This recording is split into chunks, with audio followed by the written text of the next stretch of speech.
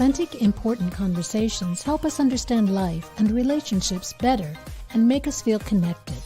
Those connections build a community where you belong because your contributions matter. That's why Shelley and Toby are bringing you News and Views.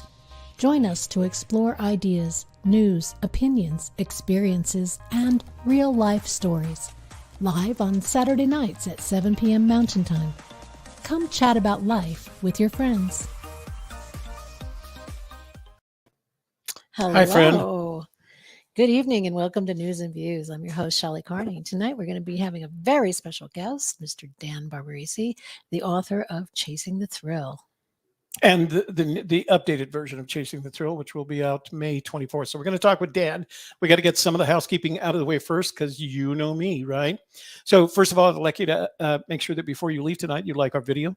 YouTube likes it when you like our video. Share with your family, your friends, your neighbors, your business associates, the entirety of your social network so that we can what? Grow the channel. Because we want to grow this channel. Finally, if you're not already a subscriber to Messages and Methods / News and Views, this would be the ideal time to subscribe. That way, every time we schedule a live stream or every time we start a live stream, you'll be immediately informed and as a result, in the know. God bless us all, in the know. Thank you, baby Jesus. So usually at this point, I let you know that the super chat light is lit. But I'm going to show you something, and then I'm going to tell you a story. All right. So just give me a second. Let me show you what I'm going to show you. Again. Step. Good. She's leaning too much in the I side. know, but we have to do what we can to get her moving. Okay. I'm trying to control the knee and her at the same I time. see. Lean. Step. Good. Step.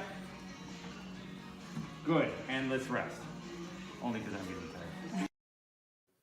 So that was a 30-second video that Shelley made of her mother. As we've mentioned several times over the past couple of shows, Shelley was visiting with her mother for about a week and a half. 2 weeks before that, her mother had a stroke, and it's debilitating in the sense that it affected the whole left side of her body. You could see that her arm was in a sling. And So Shelley and I were both wondering separately, because we were in different cities, about what we could do to help. And as soon as Shelley walked in this afternoon, she came back this morning. As soon as she walked in this afternoon, she said, I have an idea for a project. And Shelley knows the fastest way, you know how some people get to their heart via their stomach? Fastest way to get my heart is tell me you have a project. So she said, here's the project. And what she said is, Kevin and Shelley and I are going to go out to Chandler, Arizona, which is where her mom lives. And we're going to set up a studio. And then once that studio inside their house. Now they have nothing in the way of technology. They still use landline phones, right? They don't have anything in the way of technology. They have a laptop that they've never used. And what we're going to do is we're going to set up a small studio, kind of a studio in one of the spare bedrooms that Shelley is going to use, because Shelley's going to go out there and she's going to stay with her mom for 2 months. That means my business partner, I have to look at it from that perspective. My business partner is not going to be in the studio with me every week, several times a week, nor is she going to be able to do the show. So at least what I've got to do is set up something that not only Shelley could use, but show her mother and her dad how they can use it to stay in touch with not only their family members, with her doctors, because that could save her the trip, because she's going to have a hard time getting in and out of cars until she rehabilitates, right? So we decided that was going to be the project. And don't get me wrong, if we needed to do this, it's not like I can't afford it. We can do this. But occasionally you guys see fit, because of what we're doing, to donate to us via super chat. And what I would ask you to do for the next week or so, whatever shows that we do, super chat is good, but it's always a month and a half out, and YouTube takes 30%. So if there's anything that you would normally donate to us in super chat, donate to us via paypal.me/A Gypsy's Kiss. It's on the screen and it's going to be scrolling by the banner. All that money is going to go to the expense of putting this unit into Shelley's mom's house. and I need it. I've already told Shelly that I'm going to pay for half of it because I need to have access to Shelly for the 2 months that she's with her mom. And then the other part, what she leaves behind and trains her mom with, is going to be enable her mom to communicate with the rest of her family. Okay. Just So a reminder that May is National Stroke Awareness Month. So I would like all of you to, learn more about it and what you can do to prevent it. What are the signs and symptoms of it, so that this doesn't happen to you or a family member.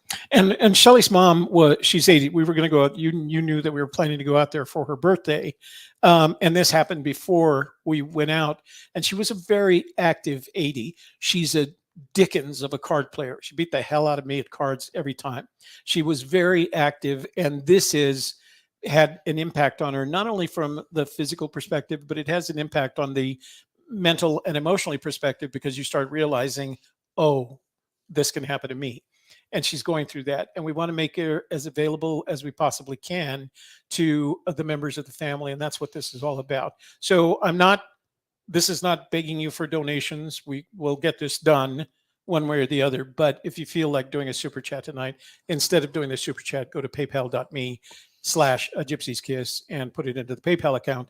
And that way, God bless you, YouTube. I'm not complaining here. And we'll do it for the next couple of weeks. Go to paypal.me/a gypsy's and put it in there. And that way, YouTube doesn't take our 30% of what we're trying to do here. Okay. All right. So do I have any more announcements or anything else before? No, just wanted to greet the people in the room really quickly. Okay. And we'll get started. Why don't you go ahead and say hi? Okay. Hello to all of our friends in the room, including Esatich, Ghost Dancer Radio, Long Way to Tipperary, One of our Treasure members. Warriors. Treasure Warriors. Chasing Indy. Ben, is that you and Ashley, or just one or the other of you when you say Treasure Warriors? We have Lisa Cesari, Rudy Green, GL Cannon, one of our winners. There's a good one for you. David Piasano. Why do Dan and Says- Shelley look 5 years younger in that picture? Because Toby is a magician when it comes to taking photos. Yeah, I do that. I do that. I'm good with my pictures. People come over. As a matter of fact, one of our clients is coming over tomorrow to have me take her picture because we're helping her publish her book. So you're in the right place, Chasing Indy. Thanks for joining us tonight. That's right. Debbie Teal is here. GL Cannon's in with us. We have JK Pioneer. And I saw John Miller. John Miller said he also had to go through stroke recovery, and it was very brutal. So Yeah. he understands. And going through something like this makes you very empathetic towards people. And stroke is very prevalent in our society nowadays. We just don't realize it. But if somebody's having a hard time speaking to you and putting words together, have some sympathy and empathy for them, because it could be that they're a stroke survivor. So as you know, Shelley's husband just came through a winning a bout with cancer. So this has just followed on to that. So there's a lot of pressure on the family from a medical perspective. We're going to try to make it as easy as possible. And I'm going to be without a partner. To be such a sob story, guys. Yeah, it's not meant to be a sob story. No. We're not like that. We look to what we can do next. We have a lot of hope. I'm going to miss her for 2 months, but if we put this in place, we'll still be able to communicate. She'll be able to participate in the shows and help with our clients. So Jeremy's in the room. Hi, Jeremy. Okay, so let me take this banner down. Just keep that in mind. It's across the scroll, the crawl, rather than super chat. Go to paypal.me/a gypsy's and make your super chat donation there. That would be very helpful. So there was one other thing that I wanted to say before we went to our interview. What was it? Are you doing a book? Oh, do you have a trivia question for tonight? Oh, no. Oh, you No, better think maybe of that. Dan will have one. Okay, good. Send me a book. Maybe he can do it based on his book. Okay. So don't Yeah. forget, at the end of the night, we will be giving away. Let me see. We'll be giving away. So Shelley or Dan will come up with a trivia question. We'll give away either a copy of A Gypsy's Kiss or a copy of our latest book, Livecast Life. And you'll get 2 of the Mariah postcards and 2 challenge coins, AGK challenge coins, one with the treasure chest on the back, and one with Mariah's flower. Merit. The flower. It's not a marigold. It's It's not a marigold. It's a. It's Louisiana's. It's Louisiana's state flower. Somebody in the room tell us what kind of flower it is. Yeah, remember what There's kind of your trivia magnolia. question. Magnolia. There's your trivia question. There you see. Okay, and then the last thing I just remember what I needed to say. If any of you live in Cincinnati and would like to help a poor soul out, there's some things in that auction for Forest Fens. The artifacts that they're putting up for auction. There's a couple of little tiny things that I want to get, but they don't ship. You have to have somebody pick it up and arrange for shipping. So if you live in Cincinnati, send me a text message to our number 505-750-2744, and I will pay you to pick them up and ship them to me and reimburse all your expenses to do that. So if you're Cincinnati, I know Rick is, and who else was there? Anybody in the Cincinnati area, send me a text message, 505. I hear a drum roll.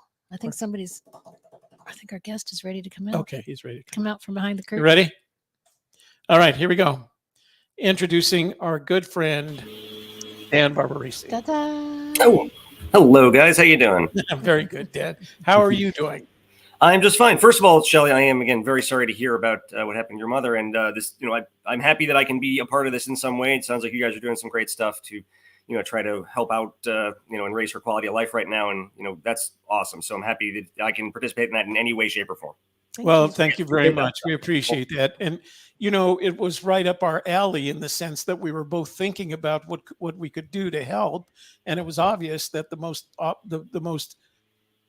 rational thing for us to do is put our money and time into setting something like, she's not going to be live streaming, but this will give her the opportunity to speak with family members and stay in communications with her doctors and things like that. So we think it's going to be a big help.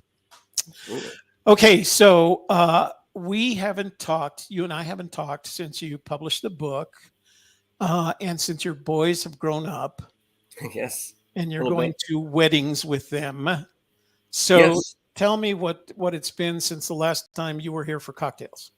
Right, that was a number of years ago now. Yeah, that was that's why that picture 2019, I think. Yeah, it was sometime in early to mid 2019. Yeah. It's funny. Yes, a lot has clearly happened since then. In the world of Fen and outside it. I mostly do my job at the Athletic. Where I'm an editor there and work on baseball stuff. So actually, the Red Sox finished, so I will need to get back to that after this and edit some stories. But my kids are almost 5 and almost 3 now, and it is a true pleasure. Yeah, watching them grow up and become little people and little animals, and they truly are. Because I have 2 little boys, and they are out of their mind. But I blame my own genetics for that, so that's okay. So, but it really is. It's like so fun because they do things, and then you get to play with them, and I'm not telling anyone anything they don't know because kids are cool, but it is still pretty incredible to experience it in the day to day. Every time they learn something new or say something, precocious or cute, and you're like, "That's my kid. I love it." Yeah. So, that's honestly most of what I do with my time. But I clearly, the book came out right around now last year, and the publisher wanted the paperback edition, which is good. So they asked me to, add a small epilogue for that, and did not give me a lot of space for it, but that's okay. And so I tried to, squeeze in what I could in that very limited amount of space, but, tried to kind of just catch things up to where I could, because this is probably the last time I'm going to get to update the story, which stinks because a lot of things have happened in the very, very recent past, which I would have loved to get in there. But, I had to have this thing in January. I think people never realize how early you have to. The book production timetable is, I think that's certainly something before I got involved in writing books I had no concept of. But so, it's basically like I brought it as up to date as I could based on where I could get a while back, and then, watched a bunch of other things happen, which is a little bit frustrating as an author, but there's only so much I can do. So, so paperback comes out, I think next week or May something. 24th. Yeah, we're going to show it here in just a minute. Yes, it's funny because I don't even have copies of it yet. It's like the way this stuff goes. People are like, can I get a copy? I'm like, when I get a copy, let me know and I'll let you know.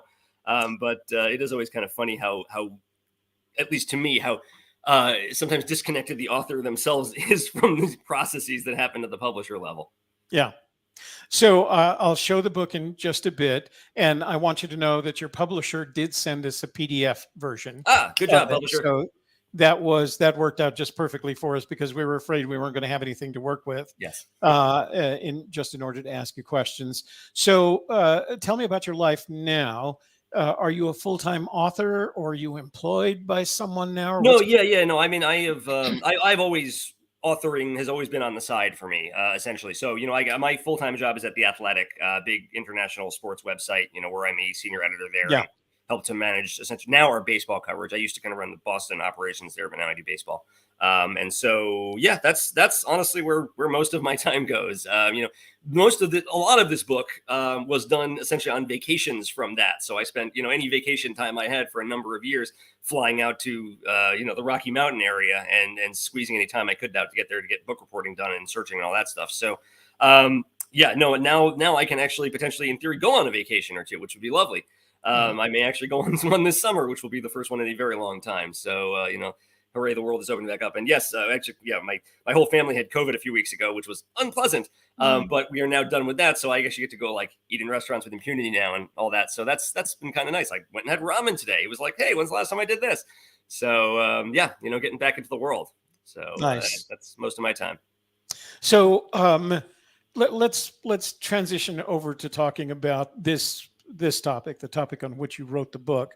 And I'm going to get into something that's going to be a little bit touchy, and I'll give you the opportunity to address it in any way you want. But one of the things and I'm going to probably express my opinion in this matter, the chase for me was a big period of 10 years worth of celebration, followed by what I'd refer to as a collapsing ending. It just didn't end for me in the way that I would hope. Now, the perfect ending for me would have been I had found it and I got it off to Sotheby's as quickly. But I think a lot of people are disappointed. Part of it from, oh rats, I didn't find it. But it struck me that for as marketing astute as Fenn was, he just didn't handle the ending well. How do you feel about it? I fully and completely understand that. I mean, yeah, I think for everyone but the finder, and probably even for some ways for him, it's an unsatisfying ending, on multiple levels. And, nobody got certainly initially any of the information that I think we all wanted. Right. It started out, we didn't even know what state, we didn't have pictures, we didn't have anything. And I fully understand and, agree with the level of frustration on that. And then people saying, well, why can't I know where the location is? And why can't we know this? Why can't we know that? And, as a professional inquisitor myself, I share a lot of those frustrations and have, for some time. And I completely understand, why whenever there's a lack of information, other things fill that vacuum. And so I think that's to be, fully expected and understood. And I agree with you that I think Fenn, look, I think Fenn thought he was going to outlive the chase. So, right. or the chase was going to outlive him, pardon me, right. It was not going to be found during his lifetime. So I think in some ways he didn't maybe deal with it as well as he could have in preparing for what came after. And so, yeah, I mean, I agree. I think, there's no neat bow to it, and that can be super frustrating. And, I think for pretty much everyone involved in the chase. So, and I know you're not the only one that feels like that way, feels that way. I'm not the only one that feels that way.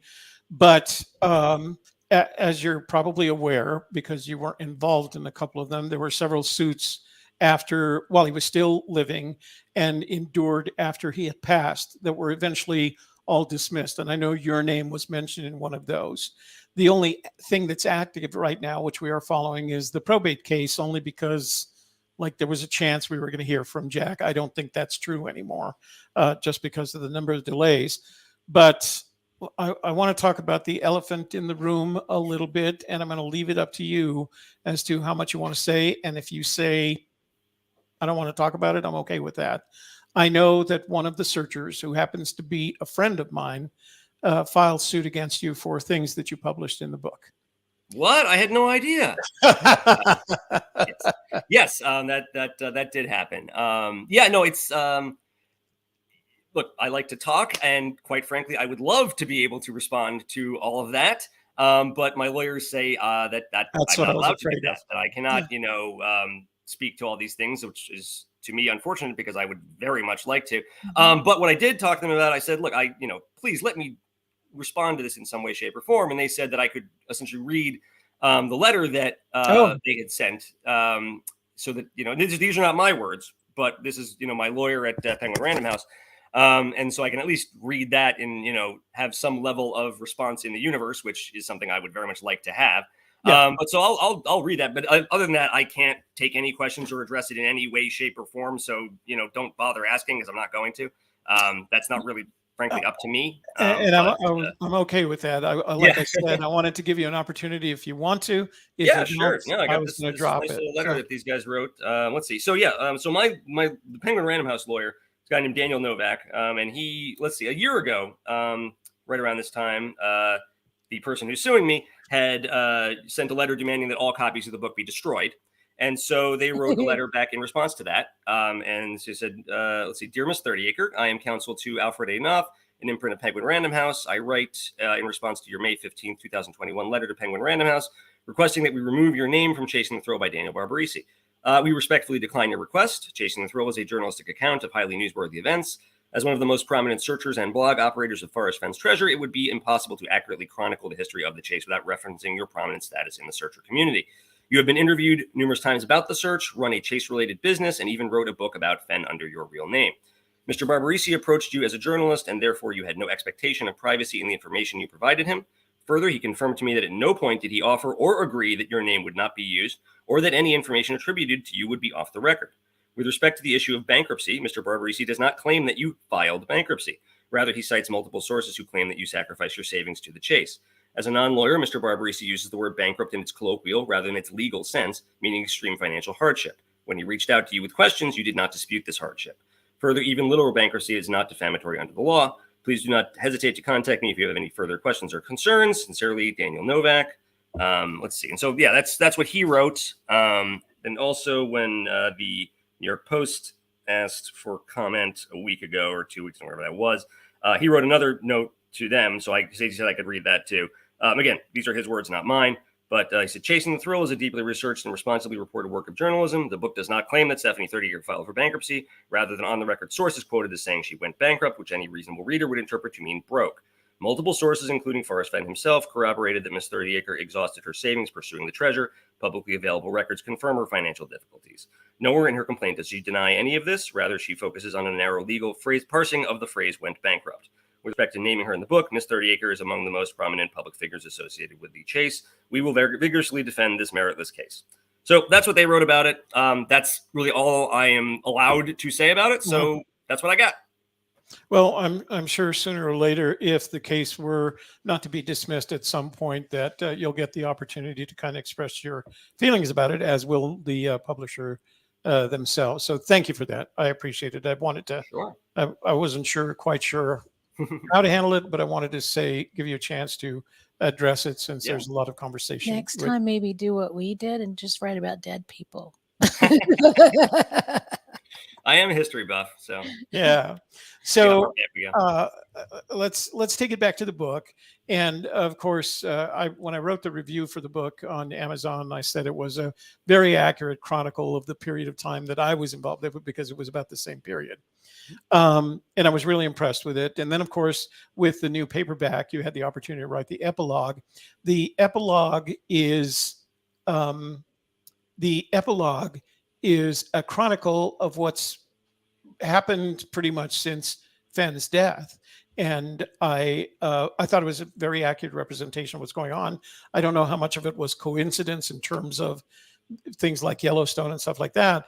But I thought to myself, considering that this particular treasure hunt has an amazing amount of longevity, are you going to be writing epilogues for the next 10 or 12 years to this book, or sequel? I'd love to. It's as I kind of mentioned before, it's like so galling to me every time there's like a new piece of information that comes out, because I would love to just have this thing be like a constantly updated document that, tells the story. Because, it's funny. The people who are on this stream tonight, and the people you guys are talking to are not the audience that I'm writing for there. I'm writing for people who are going to read about this treasure hunt 20 years from now, and say, okay, what happened in that thing, and so I want to give those people the fullest story possible of what happened, and so they can just generally know what went down. And so, I try, as we just mentioned before, it's incredibly frustrating to me because like that's basically as of January, as close as I could get it. And, you try to get it like as close to, can I file tomorrow? Can I file next week? And they say no.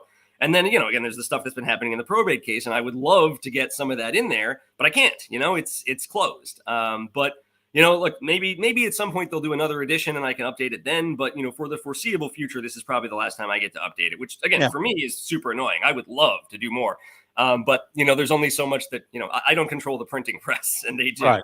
So, right. So, with that in mind, and before we continue, have you got plans for your next book? Because I know a lot of authors always have the next book in the back of their head. Yeah, that's actually one of the things I am lucky in that I don't, because I have a full-time job, I don't have to be constantly producing the next book. And the way I have done these, it really requires you to kind of immerse yourself in the story. And that doesn't mean I have to do it that way, but that's what I've done on both books that I've done. And frankly, COVID world doesn't make that terribly easy. Nor also does having a 5-year-old or almost 5-year-old and almost 3-year-old. So, the way I do my reporting, I like to throw myself into the scene. I like to really experience it, like to really be on the ground all the time. And that's been very hard to do lately and is very hard to do right now. So, no, honestly, right now, like I've had a few things, people propose things to me, had some discussions, but like to me, the most important thing with a book, because you're going to spend years of your life with this thing, is that you really have to want to do the subject matter. You really have to want to take it on because, if you take on the wrong subject and you're either bored with it or frustrated or it isn't there, or, you're not going to be able to tell the story you want to tell, you're SOL for a long period of time. And so I don't want to do that. And so I have not really found anything that has piqued my interest or that I would have the ability to report out in the way I want to in this period. And so I have the luxury of not having to take any of those on yet. So I haven't. So if people do have great ideas that are, fit that paradigm, I'm happy to hear them because, I'm certainly, open to doing the next thing at whatever time that's appropriate. But I haven't found anything yet that I think is a good enough idea that hasn't been covered enough. So as I was going through the book on Amazon, the new listing with the new cover, we're going to show it here in just a minute. Yeah, I noticed a very nice job with that, actually. Pardon me? I think they did a very nice job with that. Whoever it is who does these things, and I don't even know who it is. I thought they did a very nice job. Yeah. So one of the listings, of course, one of the elements that we don't have the benefit of, but you do because you have an official publisher, was all these editorial reviews in addition to the reviews that you get from people. And I went down the list and I didn't see one from Douglas Preston. And I guess I was kind of surprised. I thought he'd be interested in reviewing it, or maybe they just didn't. No, he's in the book. He's in the book? I mean, you wouldn't normally ask somebody who's in the book. Oh, I see what you're saying. To provide an impartial review of it. Yeah, you covered him chapter pretty well. with me, and it was awesome. The rest I didn't read. Yeah, yeah. He just wouldn't be in that context. It's funny the way those happen. And again, I knew none of this stuff before becoming author person, but generally those are going to be people who have something to do with the subject matter but are not connected with it. Or like for instance, like one of the ones on mine is the book Born to Run, which is done in very similar fashion, and he's a big name and the structure of that is not terribly unlike this. And also the editor of my book was the editor of that book. So, usually if there's a connection in that way, a lot of those things come together that way, and some of the other ones, I don't remember, like Wright Thompson is a guy I tangentially know, through some sports connections we have, other ones are involved in various things. And, it's funny how those all come together. Like on my first book, the one that I was really excited to get is the author Gay Talese, who you may or may not know. Yeah. Who is an absolute titan, in the world of journalism, and particularly in what was kind of the new journalism, with Tom Wolfe and all that in the 60s. And he wrote two of the most incredible magazine stories I think have ever existed. One of which was Frank Sinatra Has a Cold, which is a story that tells really about more than anything to that time about who Frank Sinatra is, despite never actually interviewing him. Right. Because Frank Sinatra refused to be interviewed, and yet Gay Talese was able to really relate who this man was in a way that no one had really ever done to that time without ever talking to him. And, it was an incredibly accurate portrayal, as people afterwards, confirmed. But and he did another one on Joe DiMaggio that was just incredible, The Silent Season of a Slug or something. Anyway, so Gay Talese I had met a few times when actually I was on the Yankee beat, and I had helped him out with some work he was doing on some stuff, and we got to know each other a little bit. And when I coming out my first book, he said he'd be willing to quote unquote blurb it for me, which is what those things are called. And so he did that. And that's like, a prized thing in my life that he said that like, this book is good. Wow. You should read it, basically, or whatever exactly he And said. that's But enough. Like, yeah, it really does mean a lot, you honestly. should read it. Yes. So let's take the book, and then we're going to start taking some questions from the room. But we do have a couple of super chats we should acknowledge. We should acknowledge right that. So the first super chat came from, let me pop it open. The Copper Factory. Let me see. I got to go back to it. Copper Factory. And we're going to show that. And Dan, thank you very much for the donation. We really appreciate it. And the only two searchers to have a conversation with Jack are named Dan. How about them apples? Yeah, we're going to, you're right, you and this Dan. And we're going to talk about those conversations a little bit further in our conversation with Dan because I'm curious about them.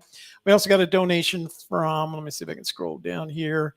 Chasing Indy says, Toby, please ask Dan his thoughts on the validity via the auction website comparison to the Condor to Reddit database. Is he aware of the connection? Would he be willing to look into it later on? So Chasing Indy, thank you for the donation. I'll come back to that question for Dan, all right? So that he has time to think of it. I don't exactly know the connection. So what I know about the auction website is that it was the responsibility of Heritage Auction, and they have the treasure chest in their possession. And as a matter of fact, you'll read this. Dan has highlighted it in the epilogue. And what I'm about to tell you came from Dan's epilogue. So it's at Heritage.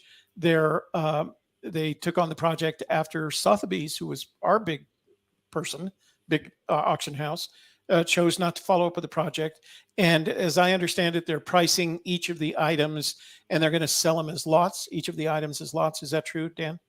Well, that was, I think, the initial thought. And then, there were some other interest in it as one unit, but the stuff had all been split up. And so, and this is actually, I was stunned that the whole thing is taking this long, but I actually did check with Jack recently. He says it's still in that process, but that they split the stuff up and it went to all these different, appraisers and various people who look at these types of things, experts on this, because you have to send, different things to different places. They don't all just go to one person because there's all these different specialties.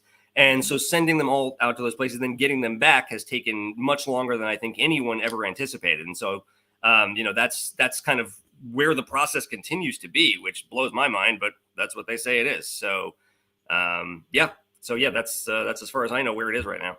All right. We'll talk about your relationship with Jack in just a minute. Nomadic Madman asks, how many pages are the epilogue? The version that we got a PDF version from the publisher, and it was already in the PDF publishing format.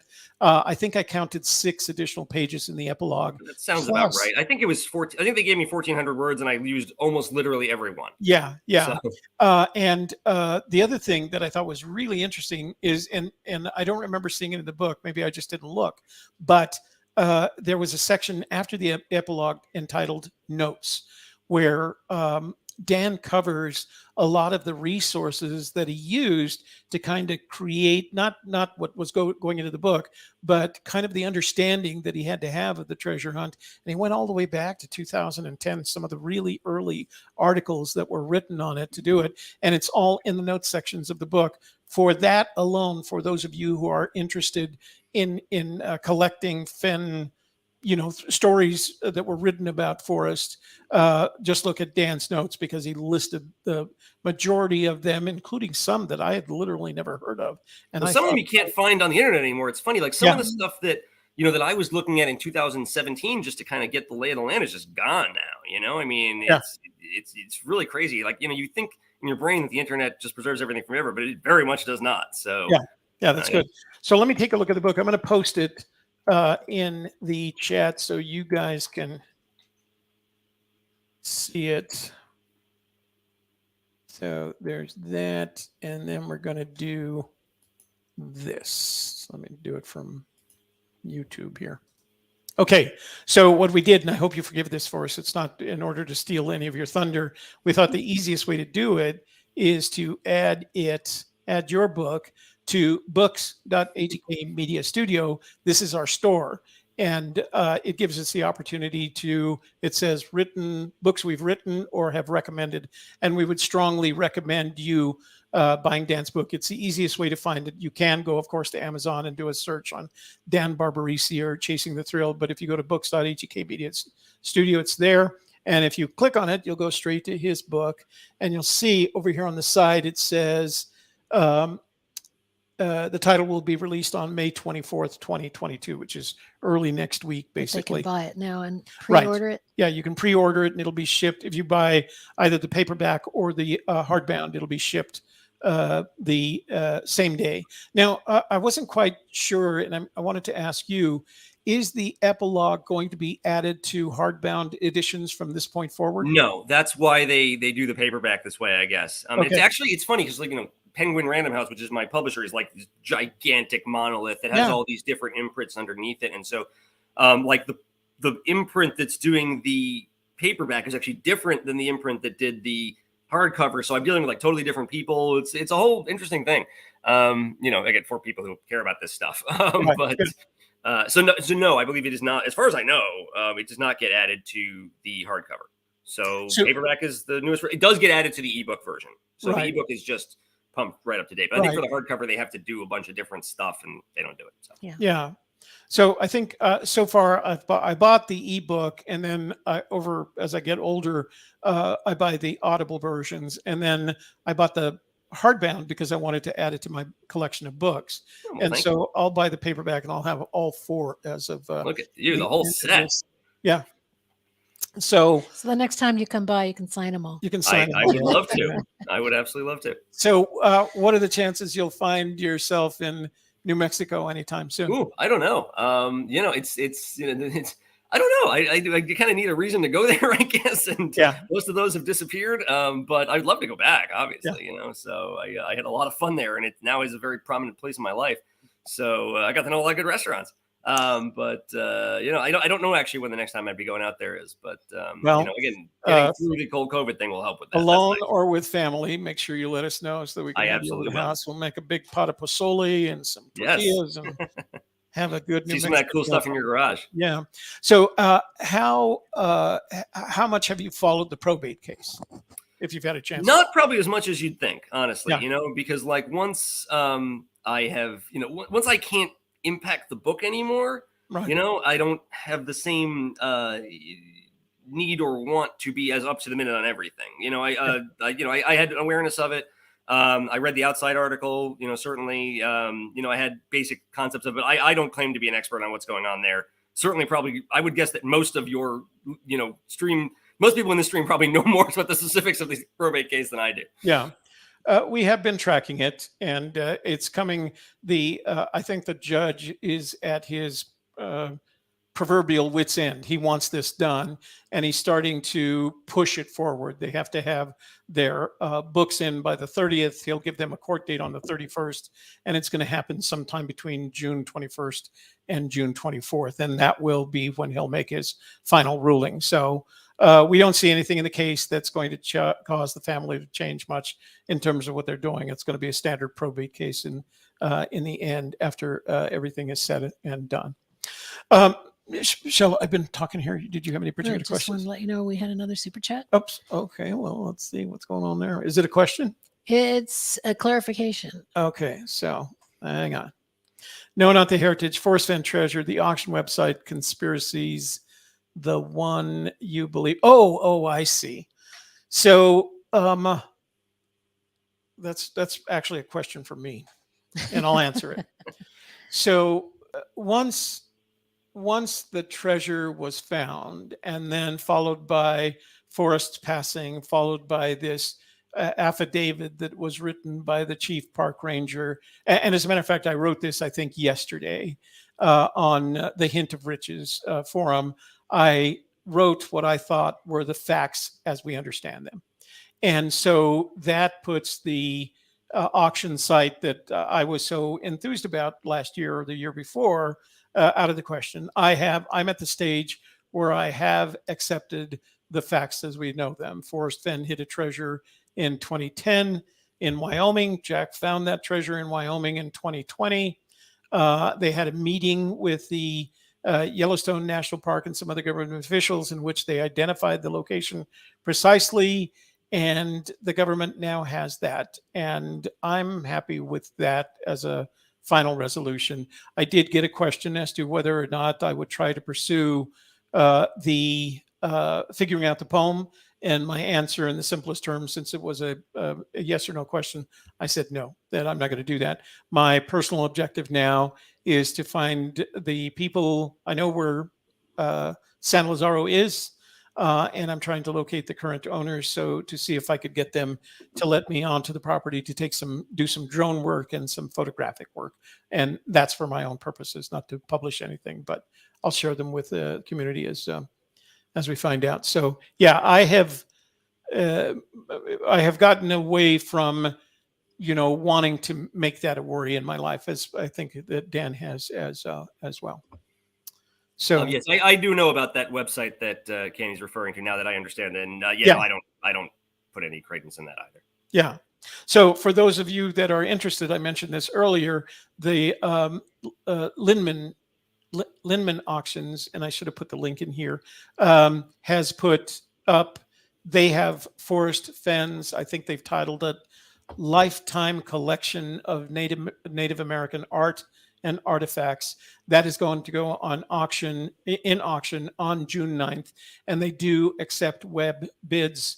And if you ever really wanted that Sitting Bull's peace pipe that Forrest talked about, it's going to close for between $60,000 and $80,000, they expect. So, but what surprised me was the volume. I mean, when I used to go to his house, and you'd see it kind of on the walls around him, but Forrest had collected 10 times what was on the walls. And it's a massive volume of Native American artifacts with a lot of things that if I was a museum, if I was the Museum of Native American Arts and Crafts in Santa Fe, I would be bidding in this stuff, because it covers a lot of territory. All the dolls that are in the book that I bought last week, they're all up for sale, ranging on the low end from $3,000 on the high end to $10,000. So everything Forrest had in terms of Native American artifacts is in that auction. So go look at the book. The digital version of the catalog is up. They said they'd have the printed version of the catalog by the auction, and I'll order some. Maybe we can get a couple and do a giveaway. So have you seen, how much of that auction have you seen? Zero. I mean, I knew that it was happening, but yeah, no, I have not actually looked at it myself. Yeah. So I asked you if you were working on a book, and you said there's options. What do you think your next book project is going to turn out like? What do you see happening with your next? I mean, about all I could say there, because I don't really have anything in mind right now specifically, would be that I'd probably be a little less involved in the story this time around. That's something that it's funny. Like, it's the reasons I did it that way are really as a narrative device, because it allows you to take more control over the narrative in an area where you don't know what the ending is going to be, which is a very tough way to write a book. That's why you don't see a lot of books that start and finish where the ending is completely open-ended. Usually it's, here's what happened, then somebody reconstructs it, But, to kind of dive in the middle of something that's happening in real time, I thought that was the best way to approach it. But, it also does, it's funny. For somebody who has written 2 books in the first person, I really don't like writing in the first person. I actually think it's, I kind of dislike it as a form. And I'd rather not do it that way. I'd rather just, be the 10,000 foot, view of the whole thing. So I would think that probably whatever I would end up doing next would be in that detached narrative style. And again, this is kind of inside baseball talk, but that's about as far as I've gotten with it, in terms of, like there was something that I was maybe toying with this book about a lot of tech stuff, and that was about, and people were trying to pitch me on that. And I was like, okay, I mean, at least that's that kind of a thing where I can kind of just take a story from start to finish and tell what happened without having to worry about how it's going to end and having no idea what's going to happen with it, or if there is going to be an ending or what, So yes, I'd probably like a lower stress book in terms of knowing what's going to happen in the end and having it not, again, as we clearly see now, continually unfold, and the story never really ends. So, as an author, you really like to have those things tied up neatly in a bow, and this one is certainly not that kind of story. So you mentioned in your notes and gratitude for the guys that had written books regarding treasure hunts, from the small ones to the Atocha.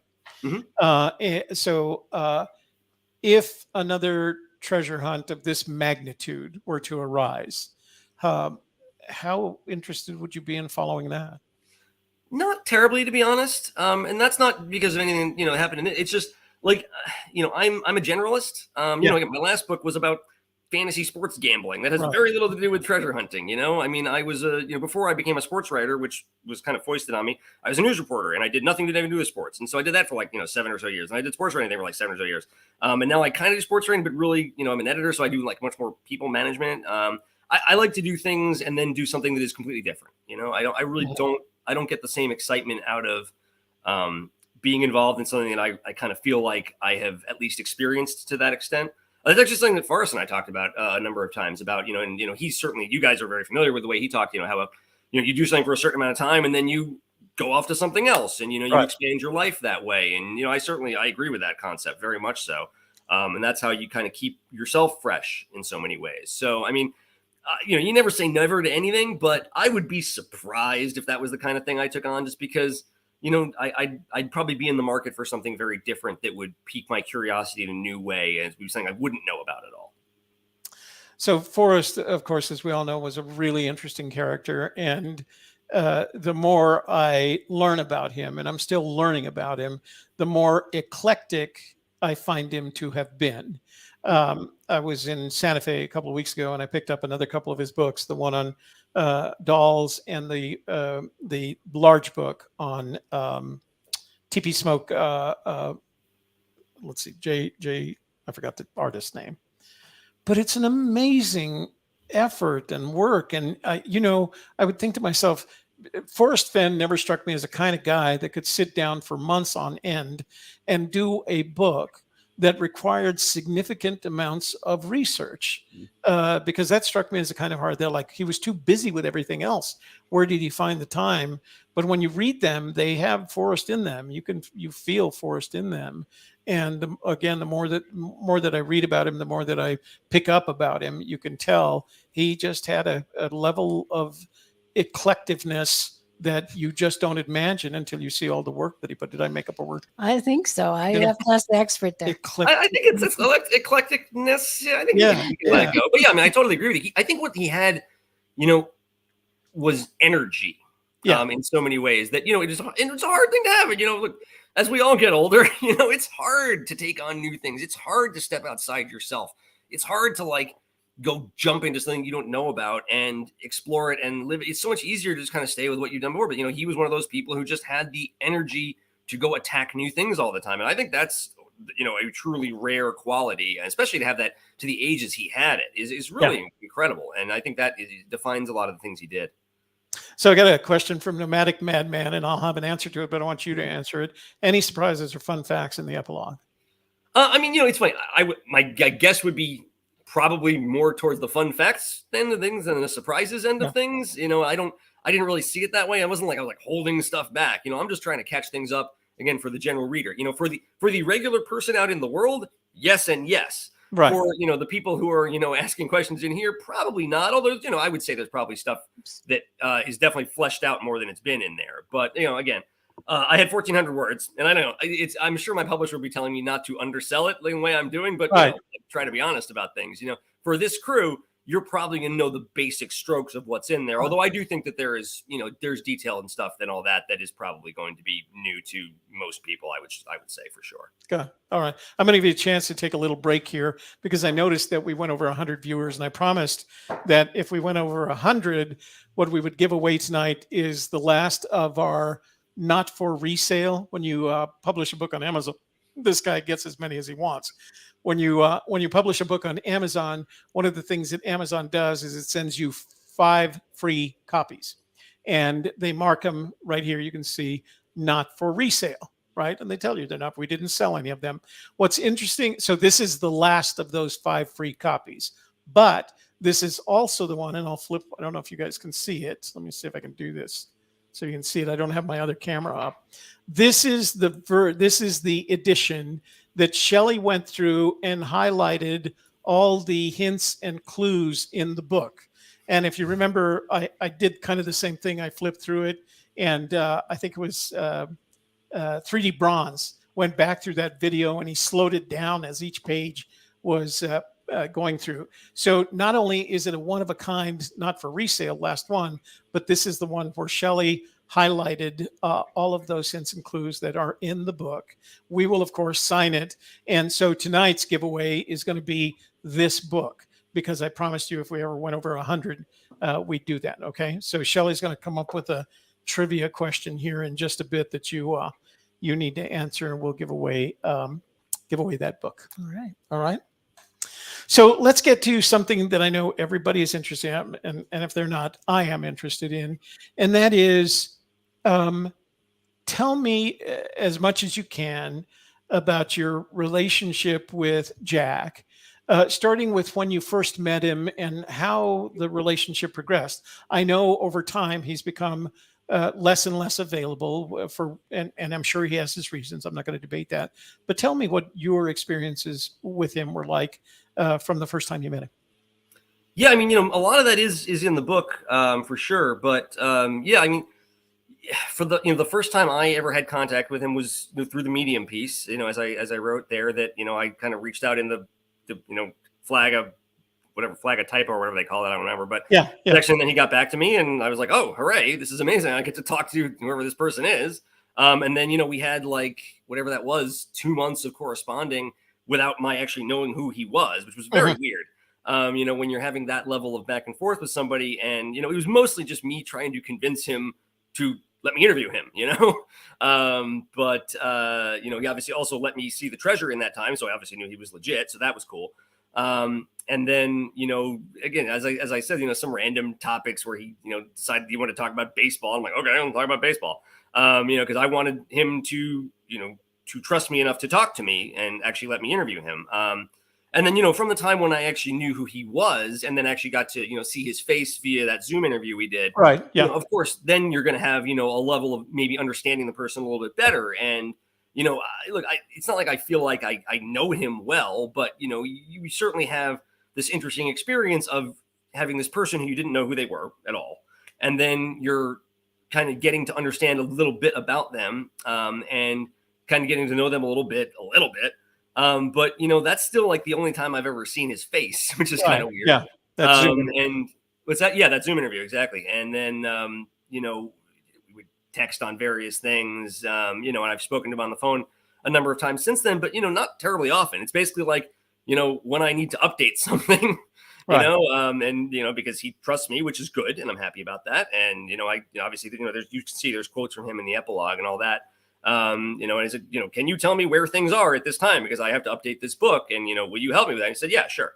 And then, I checked in with him again very recently, saying, hey, I'm going to do some interviews. Is everything's still the same, like with the chest and stuff? And yeah, still the same. And so, but that's, it's largely what it is at this point. We have what I would call a, pleasant business interaction in the sense that I am an author who talks to him about stuff that he's involved with. And, he is a subject of a book I have written. So, that's pretty much what it is. But, he's pleasant enough. So how much of a review of the book did he give you, if he reviewed it at all?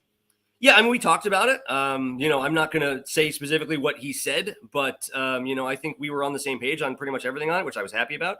And, that look, the things that were important to me about it were that the people who were, significantly quoted in the book, were happy with it and understood it and all that. And that meant a lot to me. So, yourself included. So, and we were happy. We talked about that. We were very happy. And that's very nice for me to hear, So. I think we talked a little bit off the record that night, but I told you at the beginning of the conversation, everything was on the record unless I said it was off. And you respected that. And so I was very pleased with that. I do have a question from the room, and it is a leading question. It says, we're super curious about the date that Jack found the treasure and was hoping Dan might want to talk about that a little. Can you ask him if he wants to talk about the date that Dan found the treasure? And the impression I get is that the expectation is that it is different from what has been published. Yeah, I mean, I've certainly seen that speculation. Look, I mean, that's stuff I asked Jack about too, and like, this is in the book the first time and now, in that, like, I asked him that stuff, and there's things he's cagey about, and there's things that he won't say fully, and anytime there's that kind of stuff, I think it's absolutely fair to wonder, like, what are we not knowing here, Right. Yeah. And so I totally understand those lines of inquiry, like 100%, and I had them too, and I have asked him, and asked him on the record, like, when did you do this stuff? And he says, I'm not going to get into exact times on this thing. Okay, well then, then of course we're going to wonder about that stuff. Yeah. I mean, like, he was extremely explicitly clear with me that, on the afternoon of June 5th, went and did this, it's as I wrote it in the book. And that is like, was very interesting to me that he was very explicit about that stuff. Mm-hmm. But, I think anytime when, there's things where he's not going to answer it, I think it's extremely fair for all of us to say, well, okay, what's that mean? And, so I totally get that in every way. So this is a question for me. We found out recently, as a result of an affidavit that was prepared for a U.S. government motion into the probate case, that he sat down sometime in August of 2020 with his attorney, with Forrest, with two members of the Yellowstone National Park Police, and what was stated as other government officials, in which he told them the precise location of the treasure. Had you and he spoken about that particular meeting prior to it coming out in the court? I was aware that he had had a meeting with government officials. That was all I knew. And then he had told me that, and so this is interesting. This is how stuff, for instance, like when you make an on and off the record agreement with somebody, and again, in that agreement, the source and the reporter have to both agree to that. And I agreed to that would be off the record when he told me, because I was looking for additional proof that all the stuff he said was real, And so, one of the things that he provided me with as proof was the fact that he had met with government officials about the chest. But he did not tell me any of the specifics, because then that might let me know where it was. Right. Yeah. Another agreement was made was that I was not going to find, I was not going to be able to use the information to try to divine the location or any of that. So I was aware that he had had a meeting with the government and Fenn, whatever that meant, but I didn't know who or specifically when or, who was involved in that. So that was a means of essentially corroborating that the government knew about it, which was more evidence that he was who he said he was. Because again, I had to try to establish that on my end, because I'm interviewing this guy and trying to giving him my imprimatur to say, like, I think this guy is essentially telling the truth here for all the stuff that at least I'm putting in the book. Again, there's stuff he wouldn't tell me, stuff I just don't know. Right. But for that purpose, that he confirmed that for me, that he had talked to the government and that they had an understanding of it and they knew some things about it. Again, I didn't know what. But that was certainly a point of evidence in favor of, this guy is who he says he is and found the chest and all that. So you have admitted to being not only an author but a treasure hunter as well. Admitted, I mean, that was like the whole part of the. It's funny, like it's so funny to me that so when I went to Fenbury the first time, right, 2017, I couldn't tell people fast enough that I was also searching for the treasure, because that was my in, that was what I was there to do. That was why I thought people would treat me differently than just some random reporter. So I have joked it many times that I should have had that tattooed on my forehead, because it would have saved me the trouble of being well, I'm not only, trying to report about this, but I'm also trying to be an active searcher so I can understand, what it is that people do and understand how they feel about it, because that was what made people open up to me. That was a good thing. I wanted everybody to know about that. That was my in. So anyway, yeah. Well, so with that in mind, yeah, we all had locations. Many of us still have locations that we would continue to travel to, if nothing else, to go trout fishing.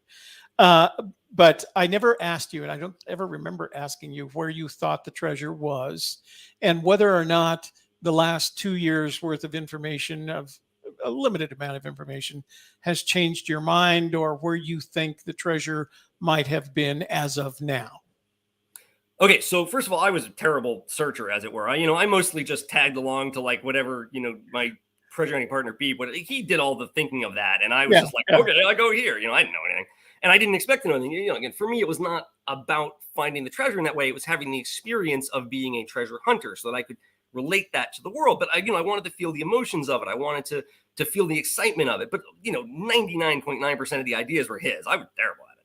But so I mostly thought it was in New Mexico, which clearly was not New Mexico. But I will say, I never really thought it was in Colorado. Like at any point did I think that it was in Colorado. I was with that too. Yeah. Yeah. And in the sense that it might have been in Montana, I would have thought that it would have been basically in Yellowstone in Montana.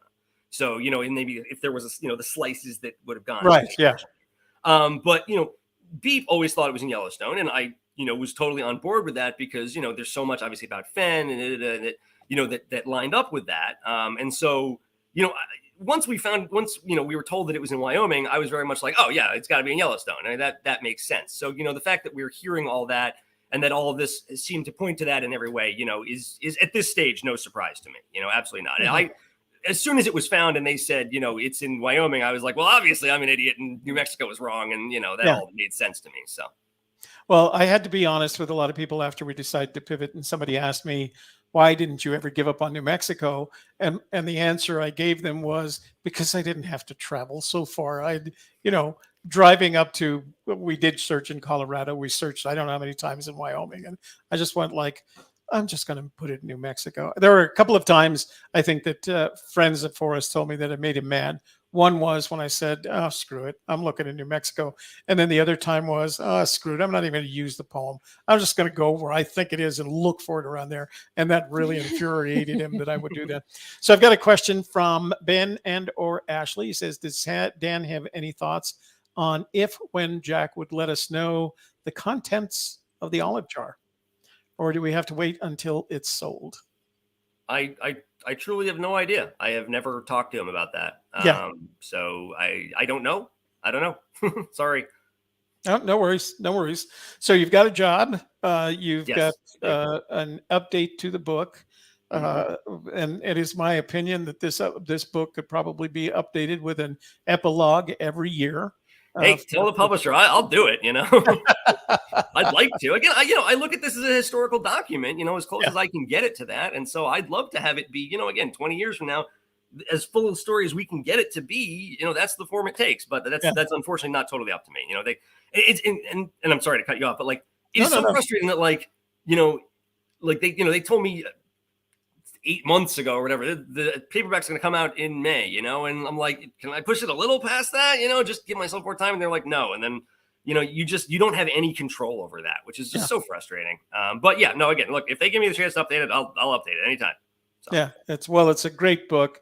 It's an enjoyable read. It is very easy to listen to. And I'm glad that I have a sorry, you had to listen to me for like 8 hours then. Yeah, it was actually very good because you're at a good pace. Now, I have to admit, there was one night where I had to slow you down to like 0.75. I do talk a little fast. Yeah, because but it was a good read, and it was a good listen because I listen to my books when I'm driving, and if I have a long drive, I can get through one or two books, just from that. And it was very different from what I normally do. Normally, I listen to political stuff and international. So let me see. What. Here we go. So maybe you can answer this for Copper Dan, who's made a 10. You know what? I haven't done. So here's for that one. So I've missed doing that all night. Shelley usually reminds me of that. So Dan wants to know, how can I get a signed copy of Dan's book? I'd like one for myself and one to give away to raise money for St. Jude's. That is a very good question, and it's actually not one I have a very good answer to. So like when I first, when the book first came out, the hardcover version, they had me sign like 400 of these things called book plates that they then put in certain copies of them that, have the signature in them and all that. And I, some of those exist in the world. I don't really know exactly where.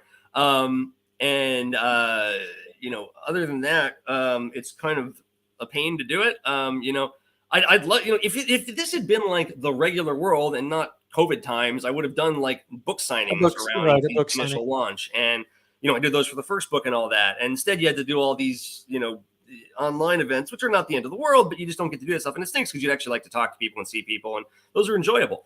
So, I don't really know. I'm sorry. There are definitely signed copies floating around the internet. You can probably get one of those for the same price, I assume, that you can get, the main version of it. But I don't really have a good answer for that right now. But if I am ever in Copper Dan land, I will happily sign the thing. I have no It's up issue in doing that. Minnesota. So Minnesota, I love the state of Minnesota. I have had great times in the Twin Cities, but I am not there very often, I will say.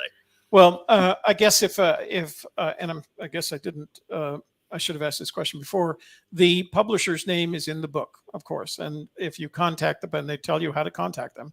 If you contact the publisher, eventually they'll see that there's enough interest in having signed copies of the book that they might send him a bunch, have them sign. They might also have those book plate things. Like I assume they didn't use them all. They actually might have those. I don't really know, but yeah, I mean, Knopf is the publisher. I know what you're talking about because I put my own in all my own hardbound books, the book plates. So yeah. So I mean, they probably have like a stack of those sitting in an office somewhere, and you kind of like paste them. You just peel the back off and stick it in. Yeah, I'm sorry that I'm not more help in this. It's a totally nice question and a nice thing, and I just suck. So. Oh, okay. So this is I actually had this question because I saw it in the most recent version I have. Julio asked, per the map insert with the ebook, who picked the map insert? Did Jack have any influence on it? Thanks. No. So at some point they asked me, I don't remember exactly what point of the process it was, like, do you want a map in your book? And I was like, oh, that sounds like a good idea. And they said, what do you want the map to be of? And I drew like on a piece of paper. It was the most like second graderish drawing ever. I was like, Colorado, Wyoming. And they were like, and what do you want in it? They're like, what thing is highlighted? I'm like, I don't know, Santa Fe, whatever. And, Yellowstone, West Yellowstone. And it really was like a piece of paper. And I just scanned it in and sent it over to them. And then they had some person, some like artist. I think they sent me 2 options. And annoyingly, they were like, okay, that'll be $600. And I was like, oh, I have to pay for that? Damn it. I'm just not aware of that fact. But I was like, all right, fine. Thank you. We'll just take it out of the proceeds.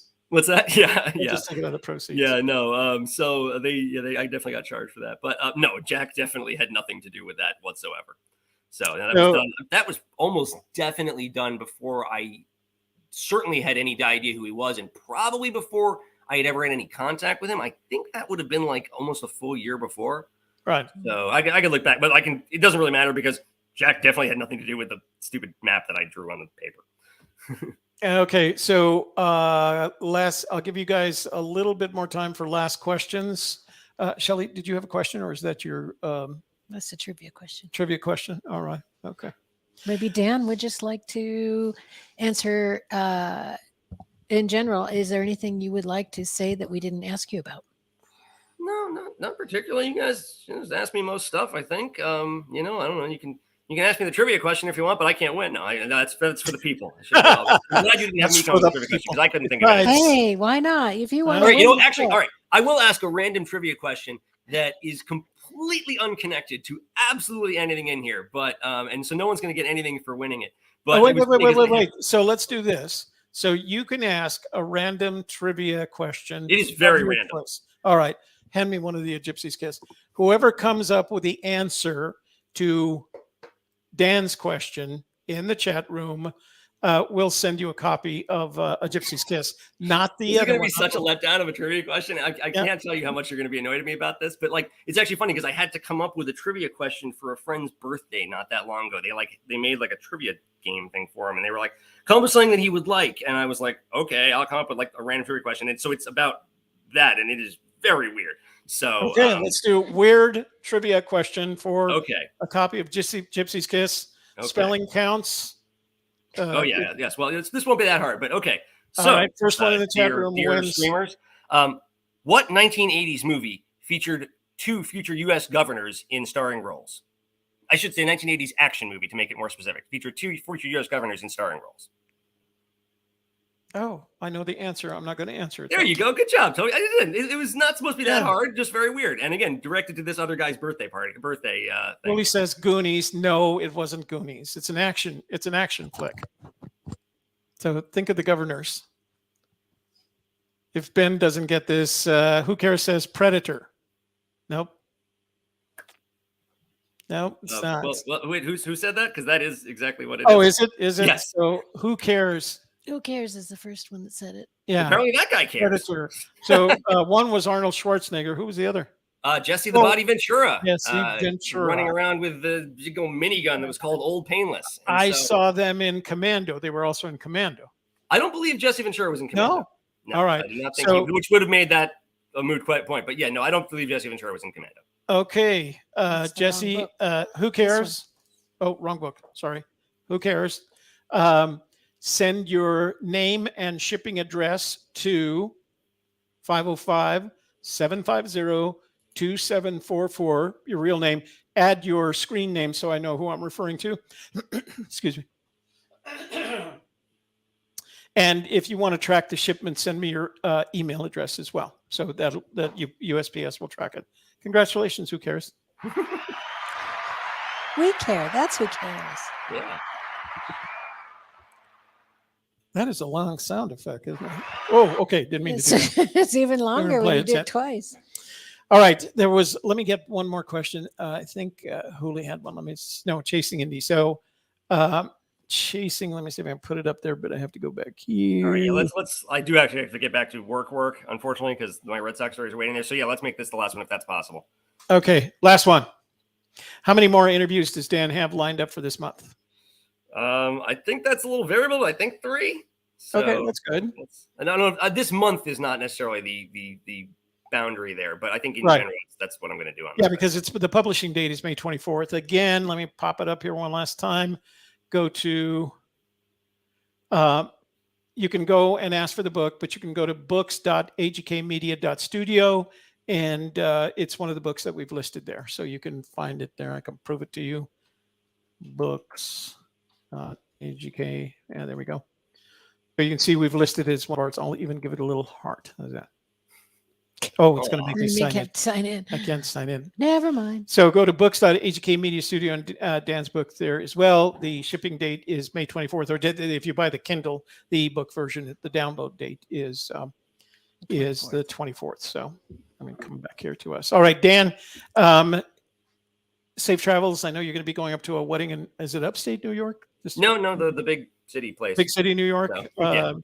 And that you're driving with 2 boys and wife. So it should be an exciting adventure going. Yeah, you're not wrong.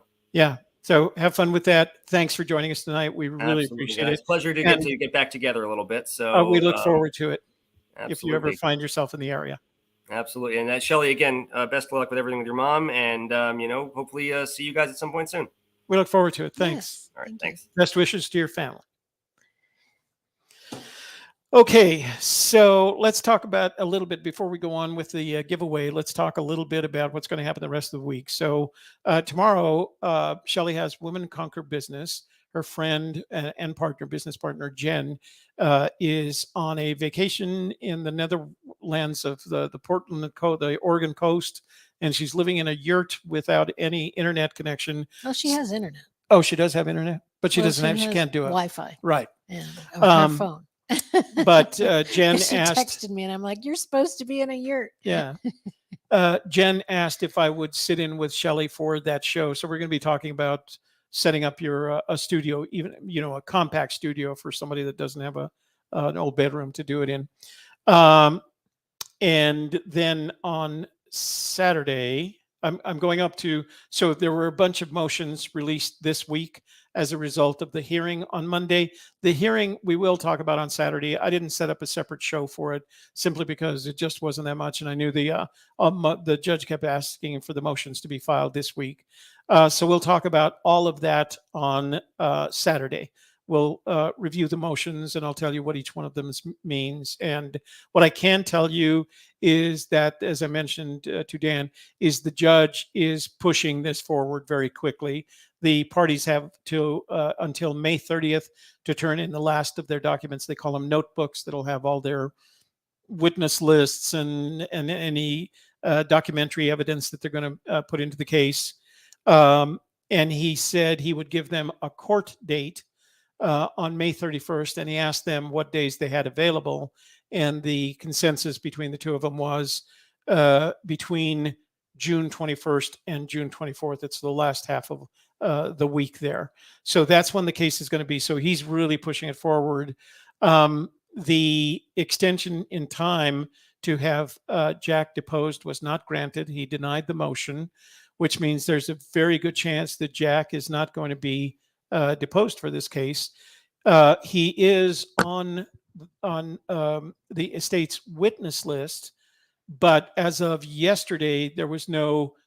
They have to issue another subpoena to bring him in as a witness, and the judge said that all the participants have to be physically in court in Santa Fe, which means if they were to bring Jack onto the stand, he would have to travel here, and whoever forced him to be, not forced, subpoenaed him to be a witness would have to pay his travel expenses, because he could say, I can't afford the travel expenses.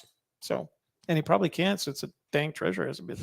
So we'll talk about all that with the motions. Like I said, I'll go up on Friday and get all those motions. Then we'll talk about them next Saturday night. Okay. You got a trivia question for the gang here? I do. It's kind of a longish one, but I don't have it. I don't have any pictures. you want to type it in? No, we didn't. I didn't. Anyway, do you want to type it in while I'm reading it, or do you want me to type it in and you read? You better type it in, because you're a much better typist than I am. Okay. I don't know if you can read this because I made kind of a mess of it. Okay.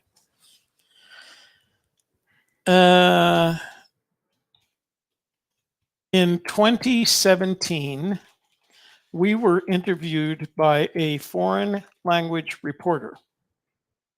EIGN. Using a translator.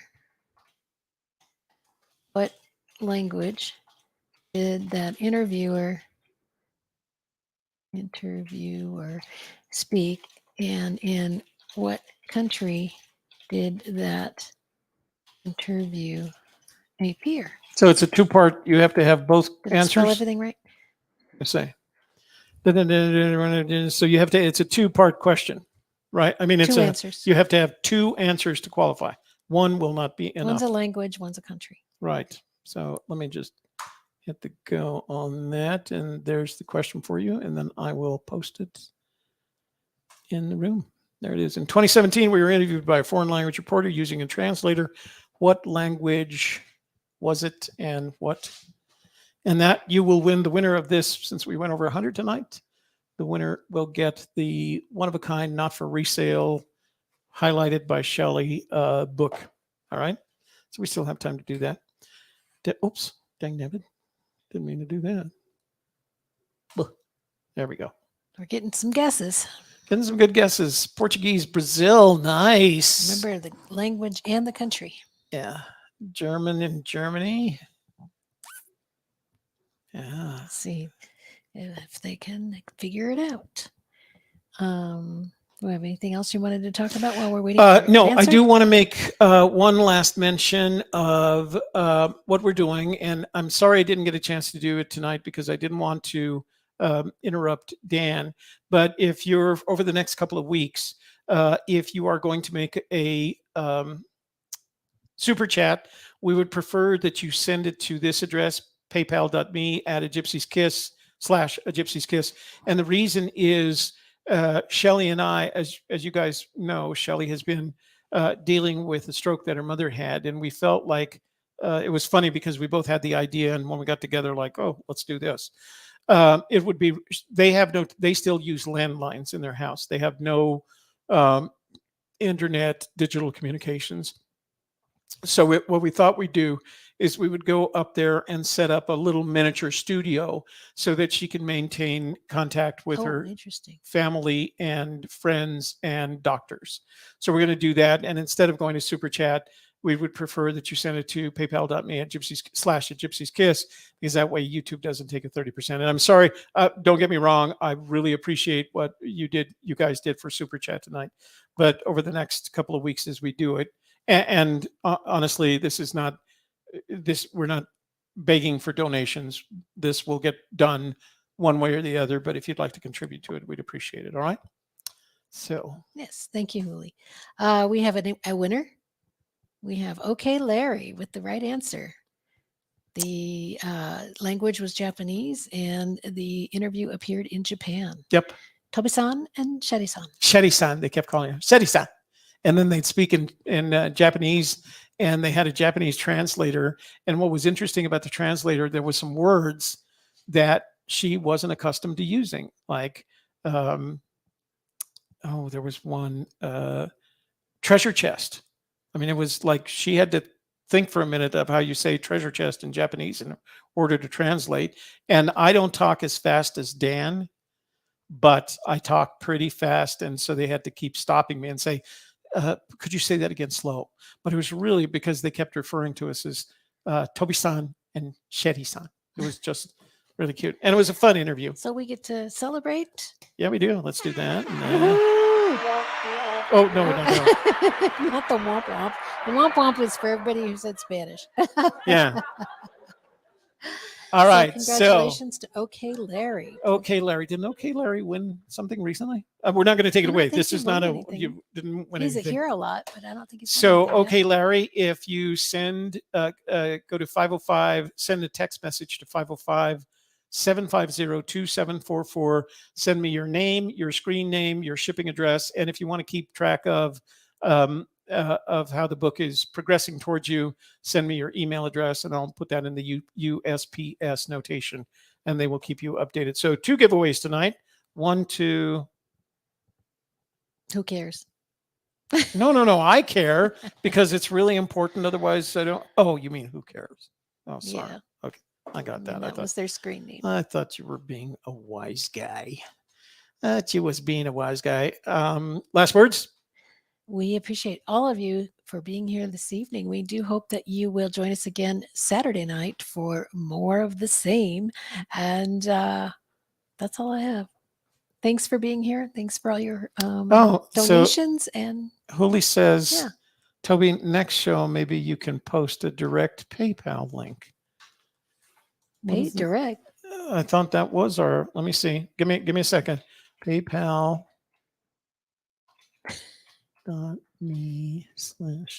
We worked on that all afternoon. Yeah. Right?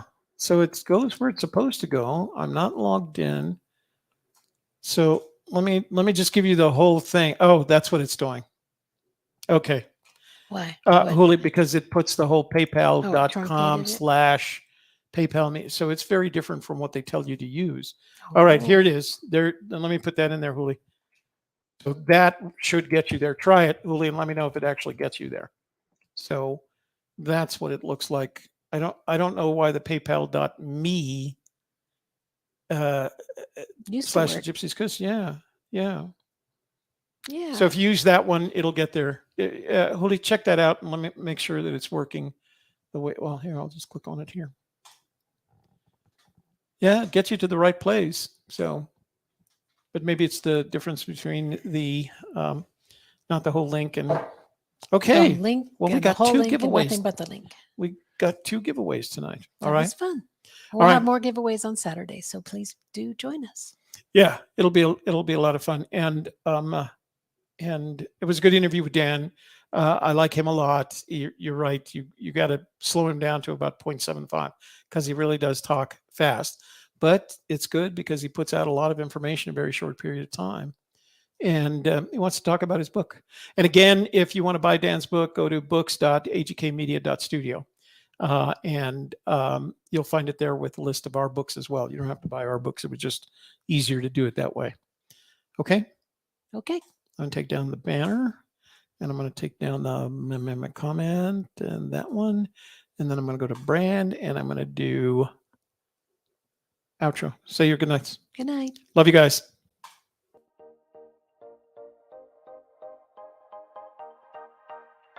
Thank you for joining the conversation on News and Views, an AGK Media Studio livecast, hosted by Shelley Carney and Toby Eunice.